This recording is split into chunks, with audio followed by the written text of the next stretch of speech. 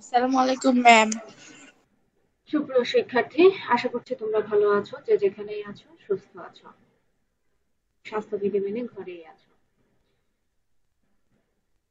শহীদপুর স্মৃতি কলেজ কর্তৃক অনলাইন ক্লাসে সপ্তম শ্রেণীর শিক্ষার্থীবৃন্দ তোমাদেরকে স্বাগতম জানাচ্ছি।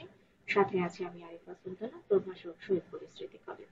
প্রিয় শিক্ষার্থী, আমার ছবি স্ক্রিনে দেখা যাচ্ছে কিনা এবং কথা শুনতে পাচ্ছ কিনা আমাকে একটু জানিয়ে দাও। হ্যাঁ, মিসের কথা শুনতে পাচ্ছি না।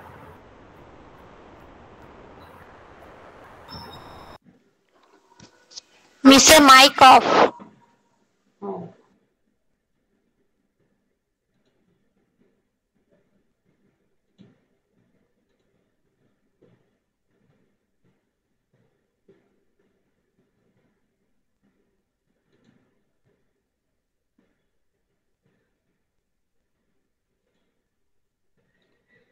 প্রিয় শিক্ষার্থী, স্ক্রিন দেখা যাচ্ছে কিনা?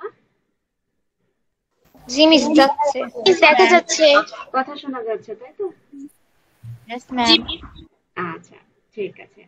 তো গত ক্লাসে আমরা যে বিষয়টা পড়েছিলাম সেটা হচ্ছে প্রত্যয় দিয়ে শব্দ গঠন, কিভাবে প্রত্যয় দিয়ে মূলত শব্দ গঠন করা সম্ভব, সেই বিষয়টা নিয়ে আমরা একটু আলোচনা করেছিলাম। সাথে সাথে আমরা জেনেছিলাম মূলত আম, প্রত্যয় কি দিয়ে মানে প্রত্যয় কাকে বলে, প্রকৃতি কাকে বলে, হ্যাঁ, প্রাতিপদিক কাকে বলে, এই বিষয়গুলো আমরা জেনেছিলাম।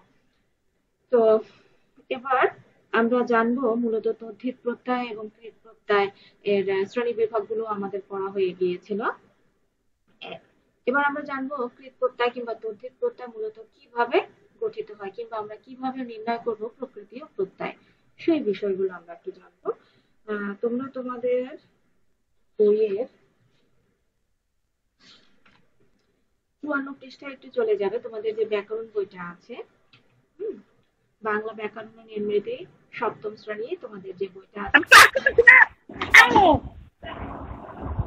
৫৪ পৃষ্ঠায় চলে যাবে। মাইক্রোফোন অফ করো।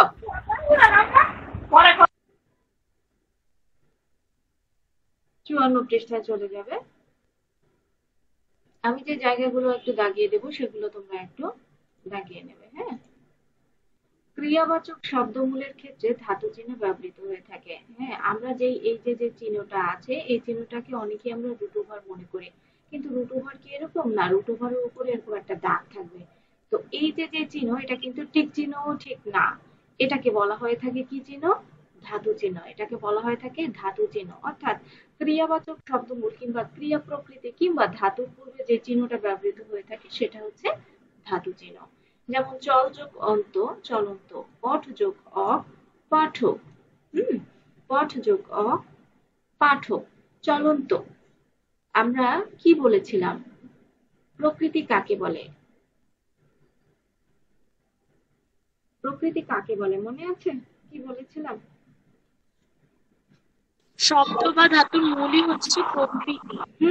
শব্দ বা ধাতুর মূল অংশই হচ্ছে প্রকৃতি, যাকে আর কি করা সম্ভব না, ভাঙানো সম্ভব না। সেটাই হচ্ছে কি মূলত ধাতু বা প্রকৃতি। ঠিক আছে? ক্রিয়া প্রকৃতিকে আমরা কি বলবো? ধাতু। ক্রিয়া প্রকৃতি বা ধাতু। আর আরেকটা যেটা থাকবে সেটা হচ্ছে কি? শব্দ প্রকৃতি। চলন্ত, চল যোগ অন্ত, চলন্ত। এখানে এই যে চলের পূর্বে একটা কি দেওয়া আছে, এটা হচ্ছে ধাতু চিহ্ন। হ্যাঁ, পাঠক, পঠ যোগ অ, পাঠক। হুম, এই পাঠকের মূল বা ক্রিয়ামূল হচ্ছে কি? পঠ। তার সাথে অক যুক্ত হয়েছে কি? কৃৎ প্রত্যয় যুক্ত হয়ে কি গঠিত হয়েছে? আমরা প্রত্যয়ন্ত শব্দ পাঠক পেয়েছি। ধাতু ও প্রত্যয় উভয়কে একসঙ্গে উচ্চারণ করার সময় ধাতুর অন্তধ্বনি এবং প্রত্যয়ের আদির ধ্বনি অনেক ক্ষেত্রে পরস্পরের প্রভাবে সমতা প্রাপ্ত হয়। আচ্ছা, কি বলেছে দেখো, বলা হয়েছে ধাতু বা প্রত্যয় উভয়কে যদি একসঙ্গে আমরা উচ্চারণ করতে যাই, সেক্ষেত্রে ধাতুর অন্তধ্বনি, ধাতুর অন্তধ্বনি মানে কি? ধাতুর শেষ ধ্বনিটা। হ্যাঁ, যেমন কাদ যোগ না, এখানে দটা হচ্ছে কি? শেষ ধ্বনি। এবং প্রত্যয়ের আদি ধ্বনি অনেক ক্ষেত্রে পরস্পরের প্রভাবে সমতা প্রাপ্ত হয়। আচ্ছা, আদি ধ্বনি আছে ন, আদি ধ্বনি ন যোগ আ, ন যোগ আ। তো সেই ক্ষেত্রে কি হচ্ছে? কাদ যোগ না কি হয়ে গেছে? প্রত্যয়ের সাথে তোমার কি হয়েছে, ধাতুর কিছুটা সমতা হয়ে গেছে। আমরা তো কাদনা বলছি না, কাদনা বলছি, আমরা কি বলছি, কি বলছি, কাদ যোগ কান্না, তার মানে কি নটা ডাবল হয়ে গেছে, সেই ক্ষেত্রে প্রত্যয়টা কি দুইবার হয়ে গেছে। ঠিক তেমনি রাধনা, হ্যাঁ, রাধ যোগ না কি হয়ে গেছে, রান্না।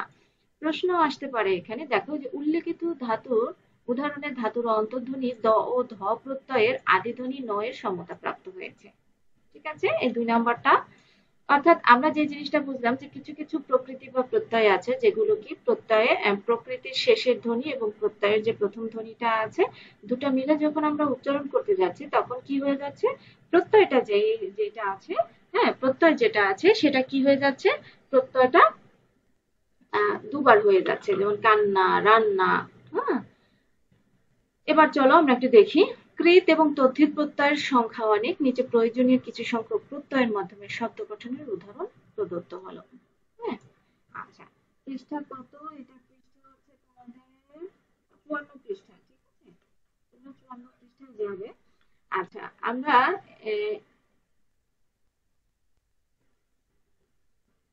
সংস্কৃত কৃত প্রত্যয় যোগে শব্দ গঠন, আমরা কিন্তু জানি কৃত প্রত্যয় কয় প্রকার, কৃত প্রত্যয় কয় প্রকার, 2 প্রকার। কি কি প্রকার কি কি, সংস্কৃত কৃত প্রত্যয়, বাংলা কৃত প্রত্যয়। আর তদ্ধিত প্রত্যয় কয় প্রকার, 3 প্রকার। 3 প্রকার। তদ্ধিত প্রত্যয় 3 প্রকার। কি কি, জিমিস সংস্কৃত তদ্ধিত প্রত্যয়, বাংলা তদ্ধিত প্রত্যয় ও আচ্ছা, একটা হচ্ছে সংস্কৃত, যেটা কি মূলত যে প্রত্যয়গুলো কোথা থেকে এসেছে, যে প্রত্যয় বা প্রকৃতিগুলো চলে এসেছে কোথা থেকে, সংস্কৃত থেকে। ঠিক আছে, সেগুলো চলে এসেছে সংস্কৃত, সেগুলো হচ্ছে সংস্কৃত প্রত্যয়, কৃত বা তদ্ধিত প্রত্যয়। বাংলা অর্থাৎ বাংলা থেকে যেগুলো উদ্ভব হয়েছে, আর বিদেশি মানে বিদেশ থেকে আগত, একদম সহজ বিষয়গুলো কিন্তু আমাদের একটু মনে রাখতে হবে। হ্যাঁ, এবার আমরা একটু খেয়াল করব, খুবই কিন্তু গুরুত্বপূর্ণ জিনিস প্রত্যয়ের ক্ষেত্রে। হ্যাঁ, কিন্তু একটা জিনিস মাথায় রাখবে বাবা, সেটা হচ্ছে কোনো জিনিস পড়ার পূর্বে কোনোদিনও মাথায় নেবে না যে এটা হচ্ছে কি একটু কঠিন। যদি তুমি এটা কঠিন ভাবে নাও তবে তোমার মাথা সারা জীবনই মনে হবে কি এটা কঠিন। পড়ার আগে বা পূর্বে সবসময় আমাদের মনে রাখতে হবে যে এটা একটা সহজ বিষয়, আগে পড়ে দেখি, না পারলে তখন বোঝা যাবে।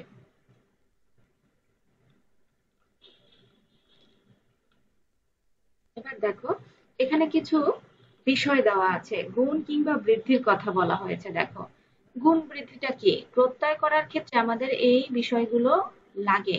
হ্যাঁ, যেমন কি লাগে আমি একটু বলি।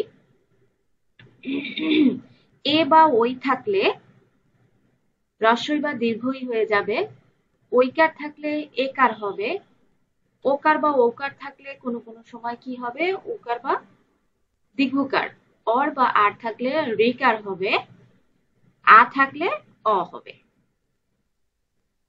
ঠিক আছে, আচ্ছা, এগুলো কখন তুমি বুঝতে পারবে, এগুলো তুমি যখন প্রকৃতি প্রত্যয় নির্ণয় করতে যাবে তখন হচ্ছে তোমার এই গুণ বৃদ্ধির সূত্রগুলো লাগবে। তো এ আর ওই সমান হয়ে যাবে রস্বই কিংবা দীর্ঘই।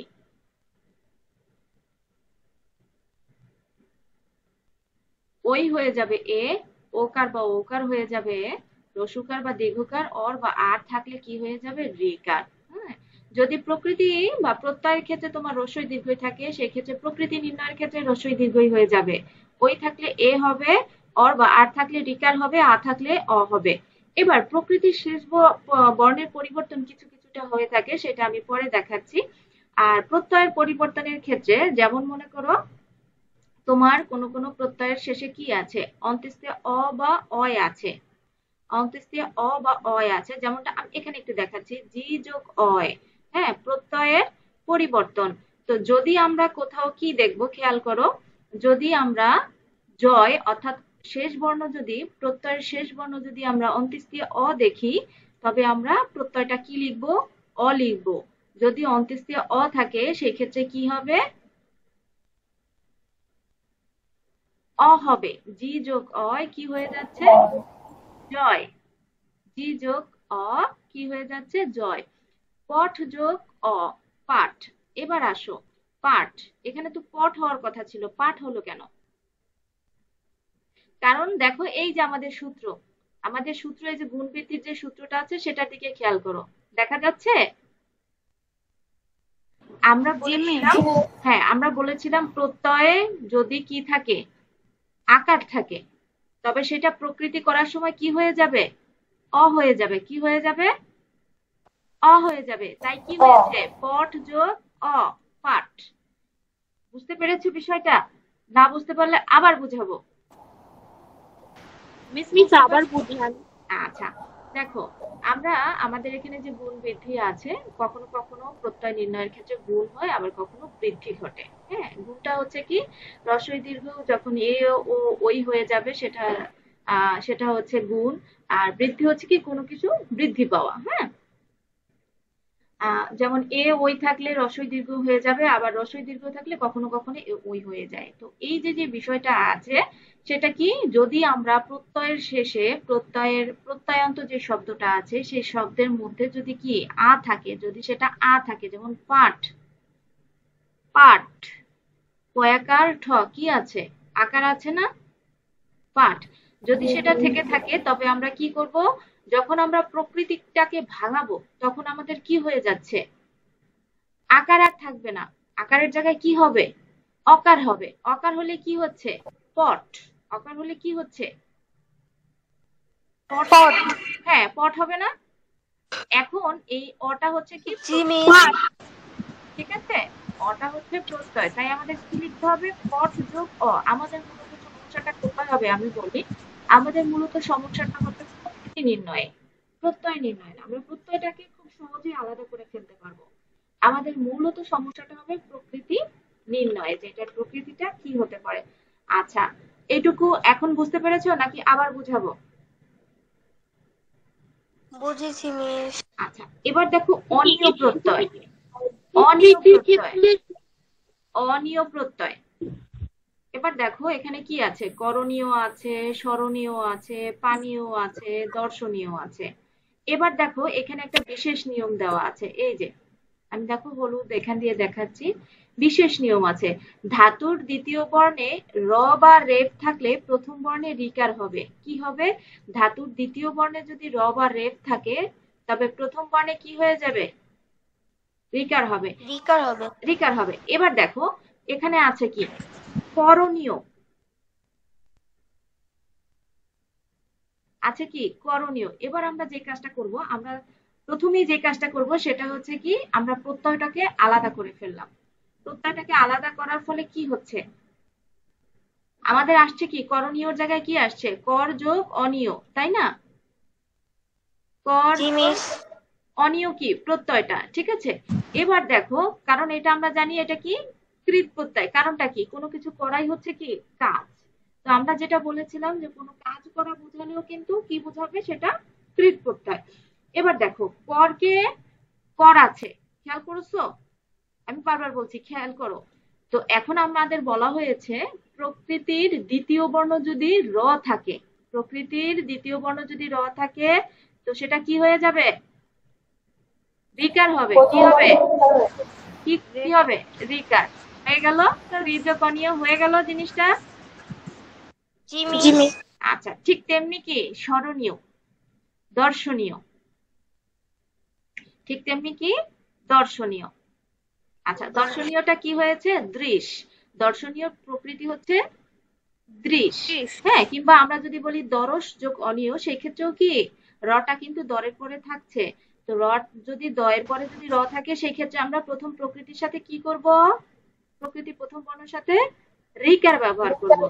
তো এই একটা দিয়ে দেখো, এই একটা দিয়ে আমরা কয়টা, তিনটা কিন্তু শিখে ফেলছি। এইরকম যত যা আসবে সবই কি হবে, আমরা রিকার দিয়ে, প্রথম প্রকৃতির প্রথম বর্ণকে রিকার দিয়ে বাদ বাকিটা আমরা নির্দ্বিধায় প্রকৃতি প্রত্যয় নির্ণয় করতে পারবো। এবার আছে কি পানীয়, পা যোগ অনিয়, এটা তো সহজ, যেটা পানীয়, তাই না। অনিয়টা আলাদা করলে কি হয়ে যায়, হ্যাঁ পানীয়, অর্থাৎ যেটা কি পান করার যোগ্য।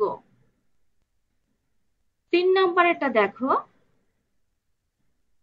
কৃতি, কীর্তি, কৃষ্টি, দৃষ্টি। তি প্রত্যয়, এটা মূলত কি প্রত্যয় দ্বারা হয়েছে? তি প্রত্যয়। হ্যাঁ, তি বা ইক্তি। তি হচ্ছে বাংলায় আর ইক্তি হচ্ছে কি সংস্কৃতে। হ্যাঁ, এখন আছে কি কৃতি, একদম সহজ। তুমি প্রত্যয়টাকে আগে ভাগ করে ফেলো, দেখো কি থাকে। প্রত্যয়টাকে সবার প্রথমে যে কাজটা করবে, প্রত্যয়টাকে আলাদা করার চেষ্টা করবে। প্রত্যয়টাকে আলাদা করার চেষ্টা করলেই তুমি কি প্রকৃতি পেয়ে যাবে। এখন যদি আমি এখানে কৃতি দেওয়া আছে, টিটাকে যদি আলাদা করে ফেলি, আমার প্রকৃতি কি থাকছে? ক্রি যোগ টি। হ্যাঁ, ক্রি থাকছে। আমার প্রকৃতি কি থাকছে? ক্রি থাকছে। হ্যাঁ, যেমন আছে কি কীর্তি, কৃত যোগটি, কৃষ্টি, কৃষ যোগটি, কৃষ্টি, দৃষ্টি, দৃশ যোগ টি, দৃষ্টি। আচ্ছা, এখন প্রশ্ন হচ্ছে মিস, আমরা তো এগুলো সন্ধিতে পড়েছিলাম, সন্ধিতে পড়ছো না? কৃষ্টি, দৃষ্টি। জি মিস। হ্যাঁ, কিছুটা প্রত্যয়ের সাথে মিল আছে, এদিক দিয়ে লাভবান হবা। আচ্ছা, এবার মা এগুলো গেল সংস্কৃত কৃত প্রত্যয়। এবার আমরা একটু আসি বাংলা কৃত প্রত্যয়। হ্যাঁ, বাংলা কৃত প্রত্যয়ের ক্ষেত্রে কি, এই যে কাদ, যদি কাদ হয়ে থাকে তো আমাদের সূত্রের মধ্যে কি আছে?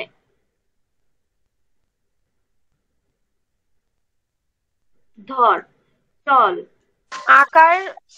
আচ্ছা, দেখো এখানে অপ্রত্যয় দিয়ে কি কি শব্দ গঠিত হতে পারে। অপ্রত্যয় দিয়ে প্রত্যয়ন্ত শব্দ কি কি আছে? হ্যাঁ, কাদ আছে, কাদ যোগ অ, কাদ। কারণটা কি? কারণ কাদের সাথে আ যোগ করলে কি হবে? কাদা হবে। আর অযোগ করলে কাদ হচ্ছে। ঠিক তেমনি ধর, চল, পর ইত্যাদি। অন, দেখো এবার দেখো, যদি কোনো প্রত্যয়ের শেষে অন দেখো, নাচন, অন প্রত্যয়ান্ত শব্দের শেষে কি হবে? অন। যেমন নাচন আছে কি কাদন, নাচন, কাদন। নাচ যোগ অন, কাদ যোগ অন। আচ্ছা, বাংলা কৃত প্রত্যয় যোগে শব্দ গঠন, এই দুটার মধ্যে কোনো সমস্যা আছে? থাকলে আমাকে বলো, না বুঝলে বলবে। আমি শোনো, আমি কিন্তু বারবার বলছি, পড়াশোনা নিয়ে কখনো ভয় করবে না। তোমার মতোই কিন্তু আরেকজন স্টুডেন্ট কি এ প্লাস পাবে এবং গোল্ডেন এ প্লাস পাবে। আবার তুমি 70% মার্কস ক্যারি করতে পারো। পড়াশোনা নিয়ে কখনোই ভয় করবে না। সবসময় পড়ার আগে যে জিনিসটা মাথায় রাখবে, যেটা সহজ, এটা আমি পারবো, সে পারলে আমিও পারবো। বিধাতা কিন্তু প্রত্যেকের মাথায় ব্রেন সমপরিমাণ দিয়ে তৈরি করছেন। যে খাটাবে, যে ফসল উৎপাদন করবে, যে কষ্ট করবে, সেটার ফল পাবে। আর যে কিছুই করবে না, আমার আর কিছু বলার নেই। ঠিক আছে? আচ্ছা, গুণ আর বৃদ্ধির যেই ছকটা, এই ছকটা এখানে দেওয়া আছে। আচ্ছা, এবার আইত। যদি ডাকাত থাকে, দেখো ডাকাইত কখনো আসবে না, কিংবা সেবায়েত থাকে, এই দুটো একটু মাথায় রাখবা, ডাকাত কিংবা সেবায়েত। হ্যাঁ, ডাকাত। যদি আত প্রত্যয় থাকে, যদি আত প্রত্যয় থাকে, সেই ক্ষেত্রে কি হবে? আইত প্রত্যয় হবে। ঠিক আছে? জি মিস। সেবায়েত মানে কি? আত বা এত, আত বা এত প্রত্যয় যদি থাকে, কি হবে? সেক্ষেত্রে আইত প্রত্যয় আমাদের যোগ করতে হবে। তো আছে কি ডাকাত, ডাক যোগ আইত, ডাকাত। আর সেব যোগ আইত, সেবায়েত। সেবায়েত শব্দের অর্থটা আমার জানা নেই বাবা। ঠিক আছে? আনি, আনি প্রত্যয় কি জ্বালানি, জাল যোগ আনি, ঝাঁকানি, ঝাঁক যোগ আনি, নির্যোগ আনি, নিরানি। খুবই সহজ, দেখছো?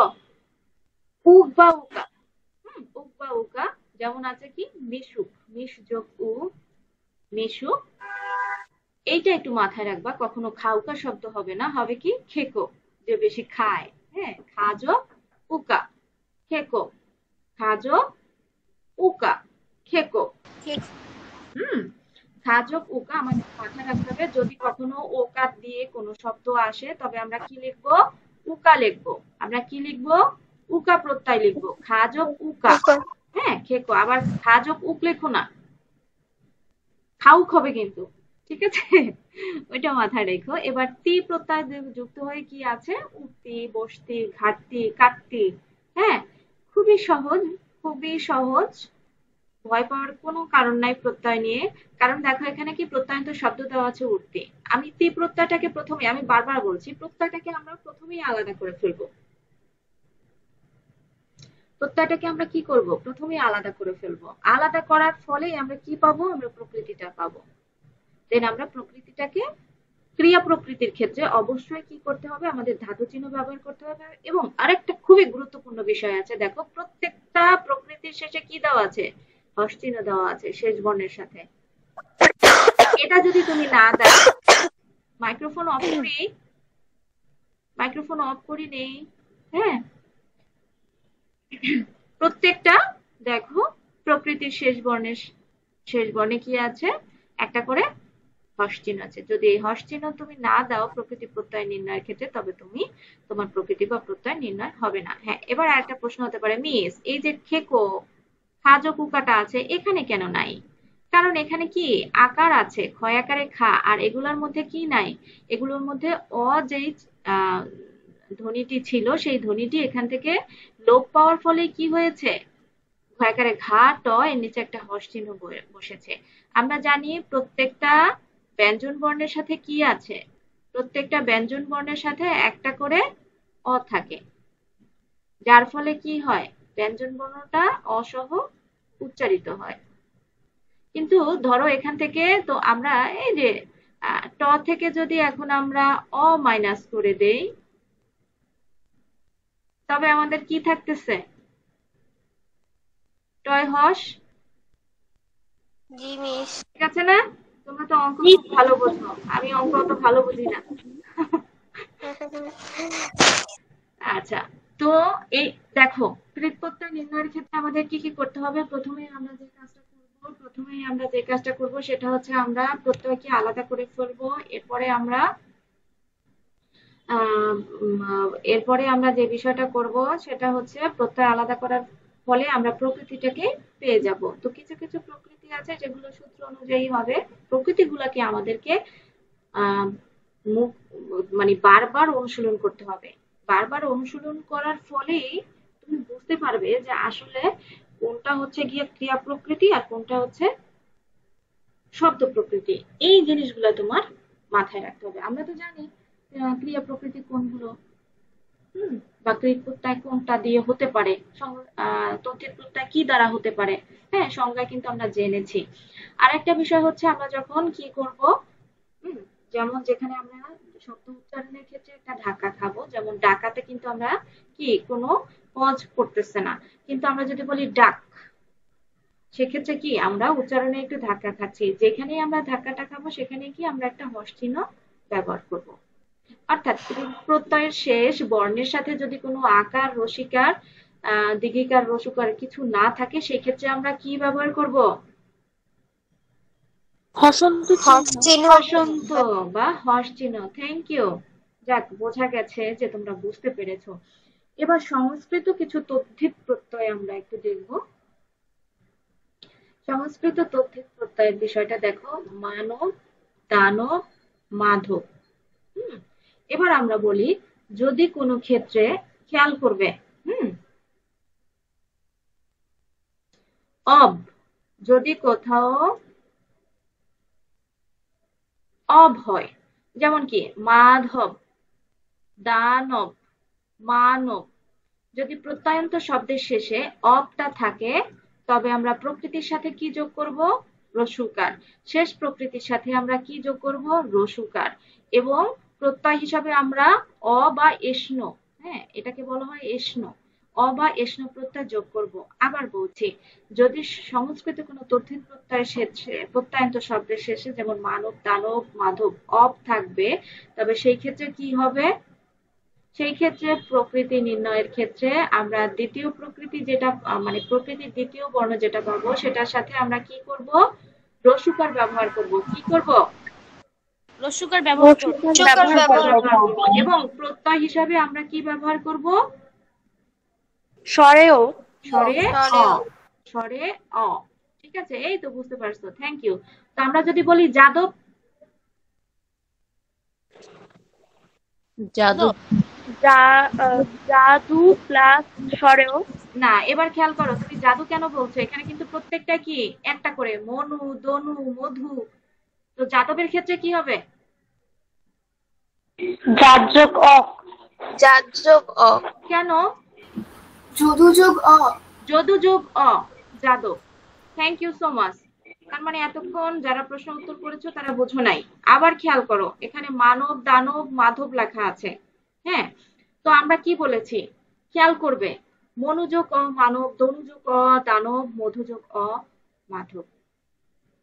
এবার আমি যদি বলি যাদব, তো সেই ক্ষেত্রে কি হবে?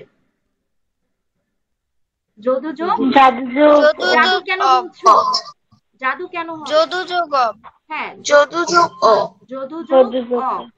এটা হচ্ছে আমাদের রুলস, এটা মাথায় রাখবে। হ্যাঁ, যখন মিস, মানব, আমার একটা কোয়েশ্চেন আছে। তাহলে যখন দুইটা ওয়ার্ড যখন যোগ হবে, প্রথমটা একটা পূর্ণ অর্থবোধক ওয়ার্ড হবে। সব ক্ষেত্রে কিন্তু সেটা হয় না। সব ক্ষেত্রে তোমার সেটা হবে না। সন্ধির ক্ষেত্রে যেরকম, প্রত্যয়ের ক্ষেত্রে এরকম, আবার সমাসের ক্ষেত্রে এরকম। প্রথম প্রথম প্রথম যে শব্দটা থাকে সেটা কখনো কি হয়, প্রকৃতির কি কোনো অর্থ আছে? এগুলো হচ্ছে কি প্রকৃতি, মনু, দনু, মধু। এইগুলোকে আর কোনোভাবেই তুমি কি ভাঙতে পারবে না। কোনো কোনো বিষয়ে, কোনো কোনো ক্ষেত্রে, সব জায়গায় কিন্তু না, কোনো কোনো ক্ষেত্রে তোমার ওটা পূর্ণ অর্থ প্রদান করে। কোনো কোনো ক্ষেত্রে, যেমন মনে করো নারায়ণ, পরেরটাই একটু খেয়াল করো। নারায়ণ, নরমানি শব্দের অর্থ কি? মানুষ। নর মানে মানুষ। ঠিক আছে, তো এই যে যে প্রশ্নটা করেছো বাবা, সেটা হচ্ছে কি প্রত্যেকটা ক্ষেত্রে কিন্তু অর্থ প্রদান করবে না, কিছু কিছু ক্ষেত্রে সে অর্থ প্রদান করবে। ঠিক আছে, কথা বোঝা গেছে? আচ্ছা, এবার 2 নম্বরেরটা দেখো, আয়ন প্রত্যয়। যেমন আছে নারায়ণ, আর আছে কি দ্বৈপায়ন, আর আছে রামায়ণ। এবার প্রশ্ন আমি বলছি নারায়ণ। আচ্ছা, নরযোগ আয়ন কেন হয়েছে, আর দ্বৈপায়ন কেন হয়েছে, রামায়ণ কেন হয়েছে? আমরা কিন্তু সূত্রটা দেখেছিলাম। ওকে, আমি একটু সূত্রটা আমাদের আরেকটু দেখাই। দাঁড়াও, সূত্রটা আমি এখানে একটু এনে নিই।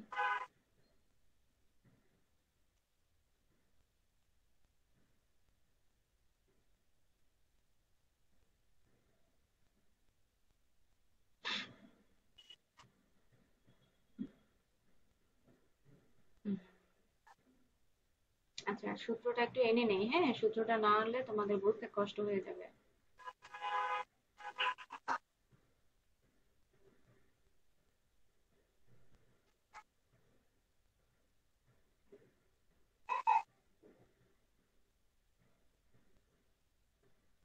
খেয়াল করো। এবার হচ্ছে কি আমরা আয়ন দিয়ে পড়বো। আমরা কি দিয়ে পড়বো? আয়ন দিয়ে।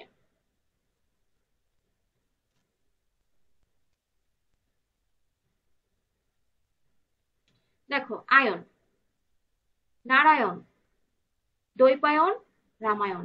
আমরা কি বলেছি? আমরা প্রত্যয়ে যদি কখনো আকার দেখি, প্রত্যয়ে কি দেখি? যদি ঐকার দেখি,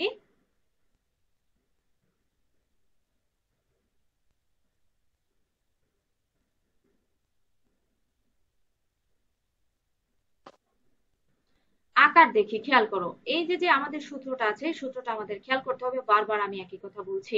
হ্যাঁ, আমরা প্রথমে কি করব? নারায়ণ, আয়নটাকে ভাঙবো। আয়নটাকে আমরা প্রকৃতি থেকে প্রত্যয়টাকে একটু আলাদা করে ফেলবো। তো সেই ক্ষেত্রে ধরো মনে করো আমার কি হলো, নারযোগ আয়ন, তাই না? সেটাই তো হওয়ার কথা, নারায়ণ, নারযোগ আয়ন। এখন প্রশ্ন হচ্ছে মিস, নর হলো কেন? আমাদের কিন্তু সূত্রে আছে, যদি আকার হয় তবে সেটা কি হবে? অকার হবে। কি হবে? অ হবে। যদি সেটা আকার হয়, যদি প্রত্যয় আকার হয়, সেটা কি হয়ে যাবে? প্রকৃতিতে গিয়ে নর হবে। আর নার নামে কোনো প্রকৃতি নেই। হুম এবার আসো দ্বৈপায়নের ক্ষেত্রে। দ্বৈপায়ন, এখানে কি আছে? ঐকার। এখানে কি দেওয়া আছে? এই যে ঐকার। কি দেওয়া আছে? ঐকার। ঠিক আছে, আমাদের প্রত্যয়ে কি দেওয়া আছে? ঐকার দেওয়া আছে। হ্যাঁ, এখন দ্বৈপ কোনো শব্দ নাই, দ্বৈপ কোনো প্রকৃতি নাই, শব্দও নাই। আয়নটাকে আমরা আলাদা করে ফেললে কি হয়ে যাচ্ছে? আমরা বলেছিলাম কি, যে রস্যই প্রকৃতিতে গিয়ে সে কি হতে পারে? রস্যই কিংবা দীর্ঘই হবে। ঠিক আছে, কথা বুঝতে পারছো? Yes, miss. আচ্ছা, তো সেই ক্ষেত্রে কি হয়ে যাচ্ছে, দয় দিঘিকার প, দ্বীপ। দ্বীপ শব্দের অর্থ কি?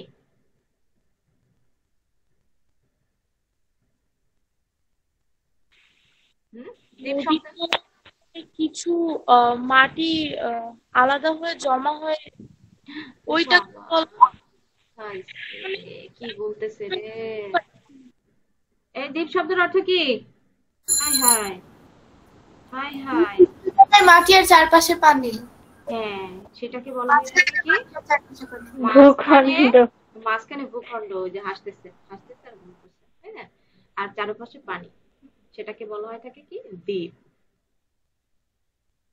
তো আমার মনে হয় বিষয়টা বুঝতে পারছো যে আমাদের যদি প্রত্যয়ে ঐকার থাকে তবে আমরা প্রকৃতি নির্ণয়ের ক্ষেত্রে কি করব, হ্রস্বইকার কিংবা দীর্ঘইকার ব্যবহার করব। ঠিক আছে, প্রথমেই আমরা যে কাজটা করবো, আমি কিন্তু বারবার বলছি তোমাদের, প্রথমে যে কাজটা করবো আমরা প্রত্যয়টাকে আলাদা করে করবো। ঠিক তেমনি কি রামায়ণ, রামায়ণ, রাম যোগ আয়ন, এটার প্রকৃতি হচ্ছে কি? রাম। কেন হলো রম হবে না? না, রম কেন হবে? রম কোনো প্রকৃতি বা প্রত্যয় নাই, বুঝতে পেরেছ? রম কোনো প্রকৃতি বা প্রত্যয় নাই। রামায়ণটা কি? রামায়ণের কাহিনী নিয়ে, অর্থাৎ রামের কাহিনী নিয়ে যে গল্প বা গ্রন্থ রচনা করা হয়েছে সেটা হচ্ছে কি?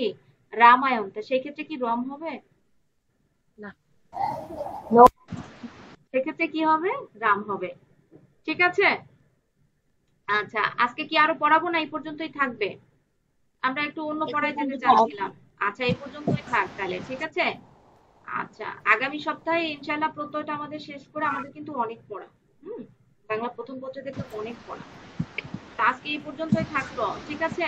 আর হ্যাঁ, যাইয়েন না, কেউ চলে যায়েন না, এরপরে আমরা একটু, আচ্ছা হ্যাঁ হ্যাঁ হ্যাঁ, এসপি দেবো, এসপি দেবো। আচ্ছা, ক্রিয়াবাচক শব্দ মূলের ক্ষেত্রে এইচপি দেখবেন না? হ্যাঁ দেখবো বাবা, দেখবো দেখবো, সবই করবো, সমস্যা নেই, এখনো সময় আছে আমাদের। হ্যাঁ, ক্রিয়াবাচক শব্দমূলের ক্ষেত্রে কোন চিহ্নটি বসে? কোনটা? পাই, ধাতু চিহ্ন।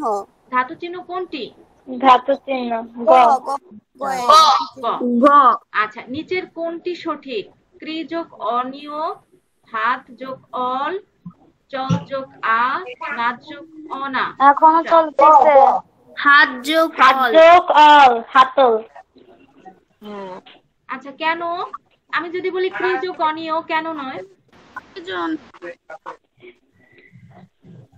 ক্রিয়ের আগে ধাতু চিহ্ন নেই। Thank you so much. চলার আগেও ধাতু চিহ্ন নেই, নাচার আগেও কি ধাতু চিহ্ন নেই। মাইক্রোফোন অফ করে নি, বাসার কথা শোনা যাচ্ছে। বাসাতে কেউ নাই। বাসার কথা শোনা যাচ্ছে। হ্যাঁ, যাদের বাসার কথা শোনা যাচ্ছে তারা মাইক্রোফোনটা অফ করে নি। হ্যাঁ, হাতল, ঠিক আছে? কারণ এই যে এগুলো হচ্ছে কি? কৃত প্রত্যয়। তো কৃত প্রত্যয়ের পূর্বে, প্রকৃতির পূর্বে অবশ্যই একটা ধাতু চিহ্ন বসবে। যদি ধাতু চিহ্ন বসে থাকে তবে এগুলো সবই ঠিক ছিল। যেহেতু ধাতু চিহ্ন নাই তাই এগুলো ভুল। নিচের কোনটি বিদেশি তদ্ধিত প্রত্যয়? এগুলো পারবে না, থাকে এই দুটাই থাক, ঠিক আছে? এই দুটাই থাক। আচ্ছা, আজকে আমরা একটা পুষ্প আপনার জন্য ফোটে না, বেশ কয়েকটা ভাব সম্প্রসারণ, 2টা বা 3টা এখানে সেট করা আছে। তো ভাব সম্প্রসারণের মূলত নিয়মটা কি, সেই নিয়মটা আগে মাথায় রাখবে। প্রথমে আমাদের পুরো লাইন তুলতে পারো, যেমন পুষ্প আপনার জন্য ফোটে না, মাত্র 5টা বা 6টা শব্দ দিয়ে একটা বাক্য করা আছে। তো সেই ক্ষেত্রে তোমাকে যে কাজটা করতে হবে, সেই ক্ষেত্রে তুমি নির্দ্বিধায় এই লাইনটা পুরোটা তুলে নিবে। হ্যাঁ, তুলে এরপরে তোমরা কি করো, তোমাদের বইয়ে আছে কিনা, আমার বইয়ে থাকতে পারে মূল ভাব, তারপর হচ্ছে মন্তব্য। এই কাজটা কখনোই করবো না। ভাব সম্প্রসারণ লিখতে গেলে প্রথমেই লিখবা কি? প্রথমেই হেডিংটা লিখবে, যেটা এখানে এই যে লেখা আছে, যেভাবে লেখা আছে। হ্যাঁ, এভাবে হেডিংটা। এখন প্রশ্ন হতে পারে, মিস কালো কালি দিয়ে লিখবো নাকি নীল কালি দিয়ে লিখবো? ঠিক আছে, আচ্ছা, এটা তোমাদের ব্যক্তিগত ব্যাপার, তবে খাতার সৌন্দর্যের উপরেও কিন্তু তোমার কি ভাব সম্প্রসারণ অ্যাটলিস্ট কত পৃষ্ঠা লেখা লাগে? বাবা, এই যে বিষয়টা আমি জানি যে এই বিষয়টা আমার প্রশ্নের সম্মুখীন হতে হবে। তোমার ভাব সম্প্রসারণে 5 মার্কস থাকলে অ্যাটলিস্ট 2 পৃষ্ঠা তো লিখতেই হবে, এবং 2 পৃষ্ঠা মানে কি 10 লাইন না, কিন্তু অনেকের হাতের লেখা আছে কিরকম, বুঝতেই পারতেছো? ঠিক আছে? কথা বোঝা গেছে?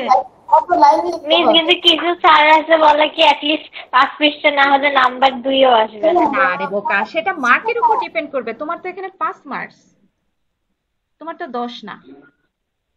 কোনো টিচার কোনোদিনও বলবে না যে 5 পৃষ্ঠা লিখতে হবে রে। ঠিক আছে? আচ্ছা ম্যাম, হ্যাঁ বলো। 5 মার্কের জন্য পৃষ্ঠার মতো লিখলে হবে না? কি রে, শুনি নাই, কথা শুনি নাই, আবার বলো বাবা। মিস বললেন যে ইন্টারাপ্ট হয়েছে। 1.5 পৃষ্ঠার মতো লিখলে হবে না? বাবা অ্যাটলিস্ট 2 পৃষ্ঠা লিখবা, কারণ চোখের দেখারও একটা বিষয় আছে। আচ্ছা মিস। ঠিক আছে? চোখের দেখার একটা বিষয় আছে। অবশ্যই যে আমি কিন্তু বারবার বলতেছি, হাতের লেখা সুন্দর না হলে, কিংবা হাতের লেখার ডিজাইন কিংবা প্যাটার্ন যেটা বলো, খাতার গেট আপ যদি সুন্দর না হয়, তবে কিন্তু যেই জিনিসটা হয়, খাতার নজর কাড়ে না টিচারদের। হ্যাঁ, টিচারদের কিন্তু নজর কাড়ে না। তো সেই বিষয়ে তোমাদের অবশ্যই কি খেয়াল রাখতে হবে, কিভাবে লিখছো, কিভাবে উপস্থাপন করতে। আচ্ছা আমি একটা সুন্দর একটা উদাহরণ দিই। ধরো তুমি কোথাও দাওয়াতে গেলে, কি করো? দাওয়াতে গেলে তোমার কি করতে হয়? তোমার একটা প্রিপারেশন আছে না? সবচেয়ে সুন্দর যে ড্রেসটা আছে সেটা তুমি পরো, সবচেয়ে সুন্দর জুতাটা পরো, এরপর একটু দরকার হলে মুখে একটু সাজগোজ করো, তোমাকে যেভাবে সুন্দর লাগবে সেইভাবে তুমি নিজেকে উপস্থাপন করো। পরীক্ষার খাতাটা ঠিক ওই রকম রে, যে যত সুন্দরভাবে উপস্থাপন করতে পারবে, বাইরের মানুষ যেমন সবাইকে বলবে যে বাহ মেয়েটা কত সুন্দর, স্মার্ট, ঠিক তেমনি তুমি খাতায় যদি অত সুন্দরভাবে লেখো কিংবা উপস্থাপন করো কিংবা খাতাটাকে সুন্দর করে সাজাও, সেই ক্ষেত্রে আমরা যারা টিচার আছি আমরাও মুগ্ধ হয়ে যাই। বাহ, বাচ্চাটা কি সুন্দর লিখেছে, কত সুন্দর করে খাতার গেটা, খুবই সুন্দর। অবশ্যই সেগুলো তোমাকে নিয়ম মেনে করতে হবে। যেমন ভাব সম্প্রসারণের কথা বলছি, হ্যাঁ, এখন থেকেই নিয়ম মাফিক চলা শুরু করো, সুবিধা হবে। পরবর্তীতে গিয়ে অনেকেই অনেক কিছু কি একদম এলোমেলো করে ফেলে। তো ভাব সম্প্রসারণের বাবা আমি কথা বলছি না, তোমার এসপি কি এখন দরকার আছে? যেটা হবে সেটা তো আমি বলে দেব। যদি মনে করো ক্লাস করবে না, আর কি করার? আমার যে কথাগুলো বলছি সেগুলো তো গুরুত্বপূর্ণ কথা, তাই না? আচ্ছা, পুষ্প আপনার জন্য ফোটে না। ধরো এই একটা ভাব সম্প্রসারণ দেওয়া আছে। ভাব সম্প্রসারণ লেখার ক্ষেত্রে আমাদের কি করতে হবে? ভাব সম্প্রসারণ লেখার ক্ষেত্রে আমরা 3টি প্যারায়, আমরা কয়টি প্যারায় ভাব সম্প্রসারণ লিখবো? কয়টি প্যারায়? 3টি প্যারায়। হ্যাঁ, প্রথম প্যারাটায় আমাদের কি থাকবে? ধরো আমি যেই সম্পর্কে ভাব সম্প্রসারণ বা ভাবের সম্প্রসারণটা করব, তার ছোট্ট একটা লাইন থাকবে, সেটা হচ্ছে মূল ভাবের মতো। কিন্তু আমরা মূল ভাব কথাটি লিখবো না। হ্যাঁ, আমরা এখানে জাস্ট একটা লাইন বা দুটা লাইন তুলে দেব। যেমন কি পুষ্প আপনার জন্য ফোটে না, এটাকে আমরা মূল ভাব হিসাবে ধরতে পারি। হ্যাঁ, অন্যর জন্য নিজেকে উৎসর্গ করার মাধ্যমেই মানুষের জীবনের সার্থকতা। এরপরে আমরা কি করব? আমরা যত মনে করো মনের ভাব আছে, হ্যাঁ, মনের ভাব মিশাই আমরা কি ভাবের সম্প্রসারণ করব। কিন্তু এক কথা এক শব্দ বারবার বারবার ব্যবহার করবে না। তোমরা অনেকেই যেটা করো সেটা হচ্ছে কি, আরে পরীক্ষায় আসলে এমনি লিখে দিলে হবে। কিন্তু প্রত্যেকটা বিষয়ের মধ্যে জানার আছে, শেখার আছে। তুমি যদি সেই বিষয় থেকে শেখো বা না জানো, তবে সুন্দরভাবে কোনো কিছু উপস্থাপন করতে পারবে না। ধরো তুমি বেড়াইতে যাচ্ছ, সেক্ষেত্রে তুমি কি করলে? এক পায়ে এক জুতা পরলে আর এক পায়ে আর এক জুতা পরলে সুন্দর লাগবে? অনেকে তো হয়তো হেসেই বলবে মেয়েটা পাগল। তো সেই ক্ষেত্রে আমার জিনিসটাকে কি করতে হবে? জানতে হবে যে পুষ্প আপনার জন্য ফোটে না, হ্যাঁ, এটা দ্বারা মূলত কি বোঝানো হয়েছে। তো আমি কি করলাম? আমি আমার ভাবের সম্প্রসারণ করলাম। হ্যাঁ, ফুল এই জগতের একটা অনন্ত সুন্দর সৃষ্টি, তার সৌন্দর্য দেখে মুগ্ধ হয় না এমন কোনো কেউ কিন্তু নাই। হুম, কিন্তু ফুল কি নিজের জন্য ফোটে না, সে অন্যকে খুশি করার জন্য ফোটে। সে অন্যর কারো কারোর জন্য খাবার হিসাবে সে আহ, নিজেকে প্রস্ফুটিত করে। যেমন মৌমাছি কি করে? ফুল থেকে মধু আহরণ করে, সেখান থেকে সে খাবার সংগ্রহ করে। আবার কি ফুলটা কি করি আমরা? কোনো প্রিয়জনকে উপহার দিলে সে খুশি হয়। এই যে যে বিষয়টা আছে, এই বিষয়টা হচ্ছে কি মূলত কি, সে নিজের জন্য নিজে কিছুই করছে না, সে অপরকে তার সৌন্দর্য তার উপকারিতা সে বিলিয়ে দিচ্ছে। এটা নিয়ে এভাবে লিখবে। লেখা লেখার পরে কিছু কথা বলতে পারো যে যে মানুষ মূলত কি আত্মকেন্দ্রিক, হ্যাঁ, সে আত্মকেন্দ্রিক মানুষকে কি করে? আত্মকেন্দ্রিকতা মানুষকে বিব্রত করে তোলে। তারপর হচ্ছে কি পরের উপকার নিজেকে বিসর্জন দিলে এক অতীন্দ্রিয় আনন্দ, মানে আত্মায়, হ্যাঁ আত্মায় অনেক ভালো লাগে। যেমন দেখবে, ধরো তুমি কোনোদিন টিফিনের নাস্তা খাওয়ার জন্য 2 টাকা নিয়ে আসলে বা 3 টাকা নিয়ে আসলে কিংবা 10 টাকা, সেখানে দেখলে এক ভিক্ষুক বসে আছে, সে কিছুই খায়নি, তাকে তুমি হয়তো 5টা টাকা দিলে, দেখবে নিজের কাছে কি, হয়তো তুমি 5 টাকা দিয়ে 10 টাকার খাবার 5 টাকায় দিয়ে তুমি সেদিন খেলে, কিন্তু নিজের ভেতরে কি একটা আত্মিক বা আত্মায় একটা শান্তি পেয়েছে, সেটাই হচ্ছে কি অতীন্দ্রিয় আনন্দ। এরপরে কি আছে, ধরো পুষ্পকে আদর্শ হিসেবে বিবেচনা করলে মানব কল্যাণের ব্রত গ্রহণ করলে অনির্বচনীয় তৃপ্তি অনুভব করা সম্ভব। আমরা একটু মন্তব্যের মতো লিখে দিব, ঠিক আছে? ভাব সম্প্রসারণ লেখার ক্ষেত্রে কারো কোনো প্রশ্ন আছে আর? না মিস। না মিস। ঠিক আছে, হ্যাঁ। আপনি তো সম্প্রসারিত ভাবটা এখানে লিখছেন, আমাদেরও কি লেখা লাগবে? হ্যাঁ হ্যাঁ হ্যাঁ অবশ্যই এই জিনিসটা অবশ্যই লিখবা, ঠিক আছে? ভাব সম্প্রসারণ বা সম্প্রসারিত ভাব, নইলে আমি কিভাবে বুঝবো যে তুমি এটা সারাংশ লিখছো নাকি সারমর্ম লিখছো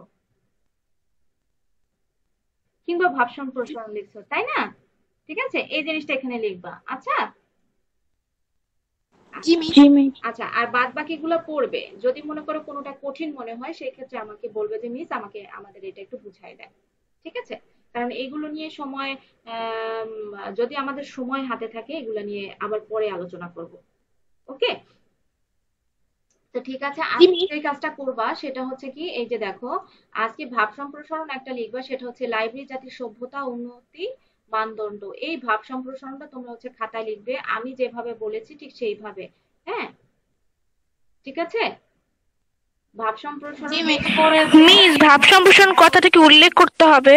এই যে সম্প্রসারিত ভাব বা ভাব সম্প্রসারণ, তোমরা যে কোনো দুইটা উল্লেখ করবে এইখানে। কোথায় দেখছো? এই যে হলুদ দাগ দেওয়া এখানটায়।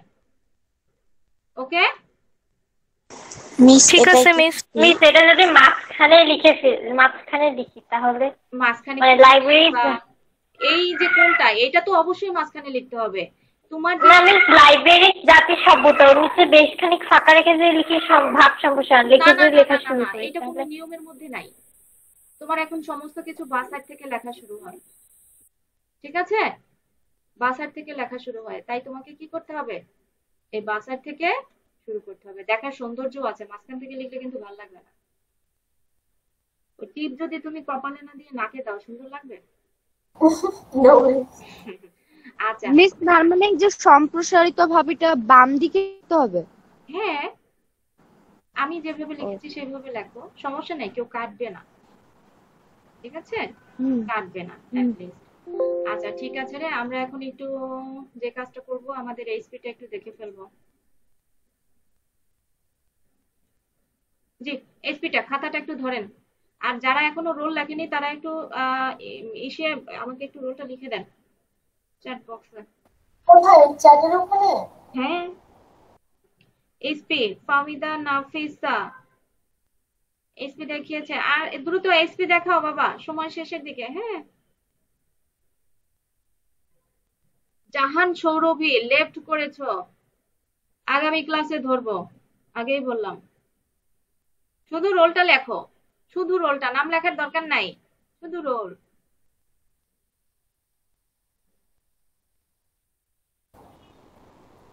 মিস আমাদের গণিত ক্লাস স্টার্ট হয়ে গেছে। এত তাড়াতাড়ি স্টার্ট হয় কিভাবে? ক্লাস তো 10টা থেকে। স্যার কি ভেবে স্টার্ট করছে, মনে হয় লিংক দিয়েছে, থাকুক, আমরা বলবো আমাদের টাইম হলে আপনি আবার লিখে দেন, আমরা ঢুকতে পারি। লিংক দিয়েছে বুকা, আমাদের ওই টাইমের আগে ঢুকবে কেন ক্লাস করাতে? শুধু শুধু আগে দিয়ে তো মিস এই যে হ্যাঁ সারাংশ, আজকের দুনিয়া এটা কে লিখেছে? স্ক্রিনে কে? মাহারিন, মাহারিন খাতাটা ঠিক করে, জি মিস। মাহারিন খাতাটা ধরো। মাহারিন সারাংশ কিন্তু বা পাশ থেকে লিখবা, ঠিক আছে? এই যে মাঝখানে লিখছো, কোথায় লিখবা? ঠিক আছে মিস, ঠিক আছে বাপ আসে। সাদিয়া, সাদিয়া খাতাটা ধরো বাবা। সাদিয়া, দাঁড়া 1 মিনিট। সাদিয়া এত বড় কেন সারাংশ? 5 লাইন কিন্তু 15 লাইনের মতো করলে হবে না। তুমি 5 লাইন যদি লেখো 15 লাইনের মতো, যে 15 লাইনকে আমি 5 লাইনে করবো, সেটা কিন্তু হবে না, ঠিক আছে? আর একটু ছোট করে লেখার চেষ্টা করবে। হ্যাঁ, জান্নাতুন লুসাইবা, জান্নাতুল নুসাইবা, জান্নাতুল নুসাইবা, জি মিস। খাতাটা ধরো বাবা, সোজা করে ধরো আপু। হ্যাঁ,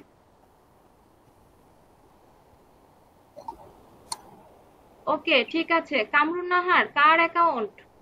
কামরুন নাহার, খাতাটা একটু ধরবে। Thank you. আচ্ছা, মাইশা আরোরা, মাইশা আরোরা,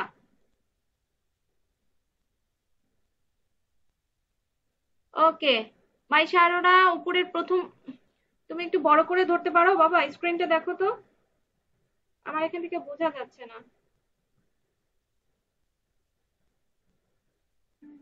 মিস এটা ল্যাপটপ, এর জন্য ভালো করে ধরতে পারছি না। আচ্ছা ঠিক আছে, থ্যাংক ইউ, হয়েছে, সমস্যা নেই। আচ্ছা, ওকে ওকে, ঠিক আছে। মনিরুল আলম কাজী, কার অ্যাকাউন্ট? ওটা একটু আমাকে দেখান খাতাটা।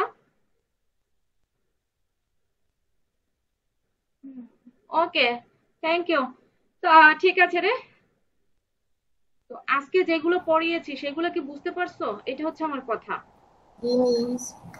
মিস আমরা কি নেক্সট ক্লাসে বাংলা মিস এইচপিটা আরেকবার বলেন। এইচপি হচ্ছে আমাদের কি জানো, ভাব সম্প্রসারণ। এইচপি হচ্ছে ভাব সম্প্রসারণ। ভাব সম্প্রসারণ কোনটা মনে আছে? সেকেন্ড। লাইব্রেরি জাতির সভ্যতা ও উন্নতির মানদণ্ড।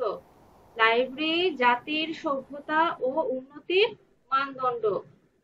লাইব্রেরি জাতির সভ্যতা ও উন্নতির মানদণ্ড। ঠিক আছে? জি মিস। আচ্ছা, আজকে এই পর্যন্তই। আল্লাহ হাফেজ। আসসালামু আলাইকুম মিস। ওয়ালাইকুম আসসালাম। আসসালামু আলাইকুম মিস। ওয়ালাইকুম আসসালাম। আল্লাহ হাফেজ। মিস আসসালামু আলাইকুম। ওয়ালাইকুম।